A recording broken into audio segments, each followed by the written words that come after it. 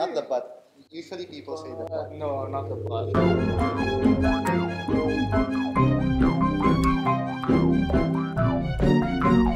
Do you think MOBA games like LOL or Dota or HOTS or HON make people less or more religious? I would say less. Less. Yes. That's less. interesting. Why? Why do you think so? Actually, it's for games in general. Oh, video games in general They make tend people less religious. Hmm. That's another claim. We don't have any evidence for no that. evidence for that, but I would think that they do. Okay, online games make people less religious, apparently, because being online or the internet in general makes people less religious according to a study that you read. Because I did. What does it say? It's actually a set of several studies. The You can read this primary one is link. Magically will come out. Oh, Try. here. There you go. There. it's by the Pew Research Center and other scholars. Hmm. The study was about how there was a very visible correlation between the internet usage and irreligiosity, or rather the tendency to not be religious. Okay. What does the irreligiosity mean? Does it mean not practicing the religion or not having a religion? Identifying as irreligious. Like when Okay. they ask a person and they ask, "What's your religion?" They would say, "I don't have one. I'm unaffiliated." So, okay. Yeah. Okay. That doesn't necessarily mean that they actually don't go. Okay, or they don't believe. They're Yeah, just that's true. not religious. Okay, so it lowers the amount of perceived religiosity of people. And this kind of study, when a country like the Philippines, when they hear about this, it could have some impact, right? Like it would, parents would install more Security measures. security measures on the computers or the iPads and iPhones of their androids of their kids. And a general freak out. Yeah, The usual. and they would freak out. Do people need to freak out about this? Like people losing their religion because of the internet? Depends on who you are. A lot of people celebrated the news when it came. Some people were denying it. Of course. But it turns out that both sides tend to have people that usually haven't read the study itself. Okay, and what does the study itself say? What are the boundaries? So does it say that if you have a bunch of people who do not have the internet, and then you give them access to the internet, they'll tend to be, like give them a few months, and mom, dad, I'm an atheist. Well, not that direct, but how do you say this? What the study was actually about was the impact of internet usage, education, and wealth on perceived self-assessment of irreligiosity of individuals, Okay. particularly people in the college age, Okay. college-going age. Okay. So, what happened was they found out that these factors actually have a significant correlation with the rise of irreligiosity over time, because they were studying it from the 1980s to the present. Okay. And they've noticed that as internet usage increased for a certain demographic, the higher the chance that an individual from that demographic would identify as unaffiliated or irreligious. Okay. So that goes for internet usage, Yeah. wealth, Okay. and I'd rather say affluence, Okay. and higher education. Did they control for the other two factors? Because otherwise, how would they know that it wasn't the other two? Actually, I'm not sure about the specifics, but they were actually able to put out percentage numbers on Yeah. how much weight each factor would have factored in the perceived religiosity. Okay. So there, and it turns out that the most distinct pattern was the similarity between the growth of religiosity and internet usage. Okay. So there is a correlation, but as we all know, as Not all necessarily free thinkers know, causation. yes, does the line of causation correlate? Correlation does it mean that internet usage makes people irreligious, or does it just happen to be the case that it happens at the same time because of a third or another factor? What do you think? Actually, the study posits several hypotheses, including number one, for the first time, people are exposed to individuals of other ethnicities, other ideologies, other religions. Yeah. Which was something before this period relatively unheard of. It's only reserved for the people who actually had the money to travel. Yeah, yeah. Okay. So the wording they used was that you have an insular bubble, and Yeah. those bubbles that were formerly physical were no longer relevant. Because most of the time, people would talk to someone else from the other side of the world without a single thought.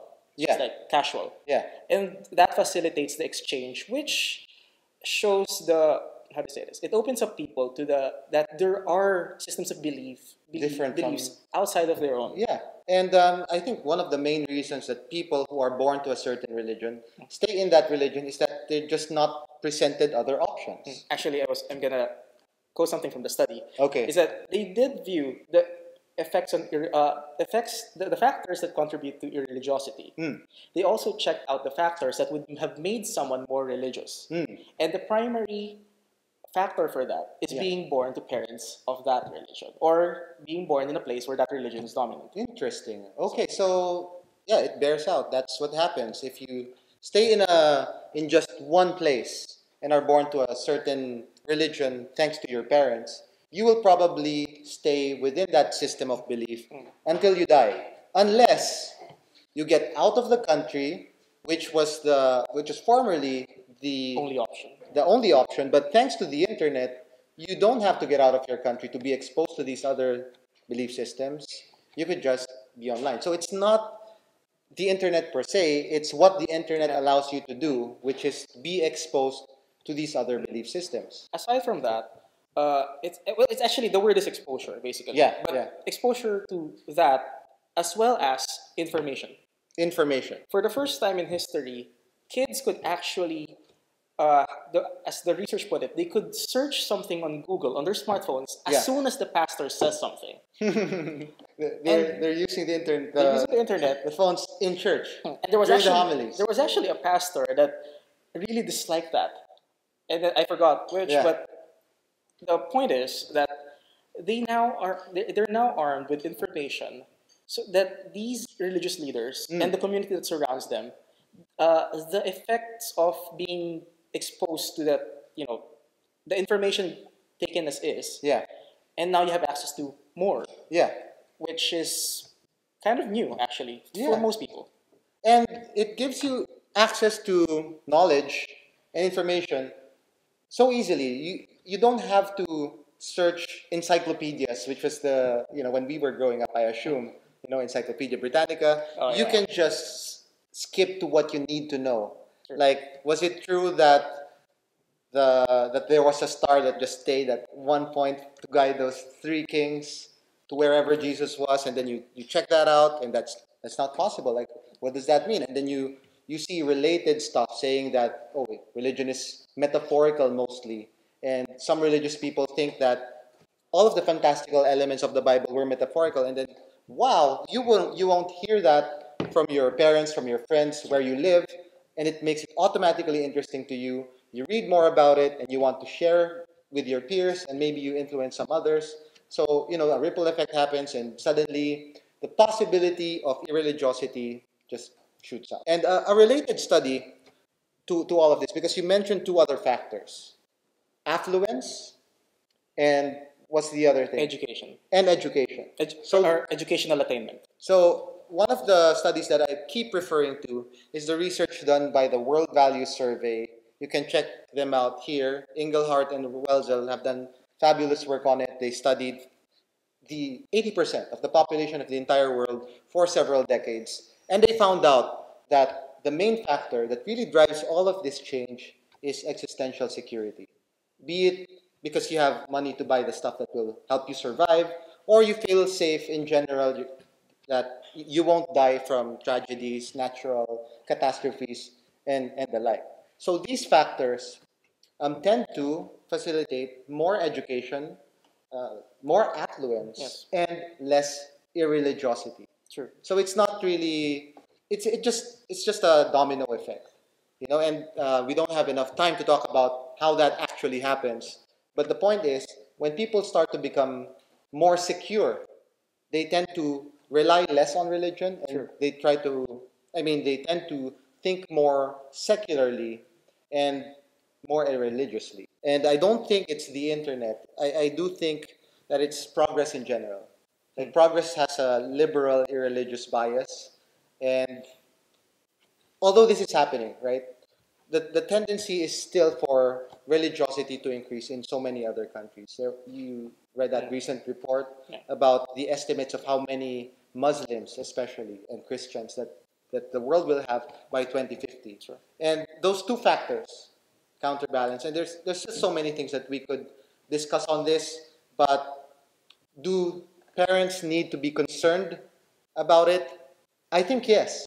If they don't want their kids to be irreligious, to lose their religion, keep them away from the internet. Although, I would note... Keep them locked in a room. There's actually a funny post somewhere.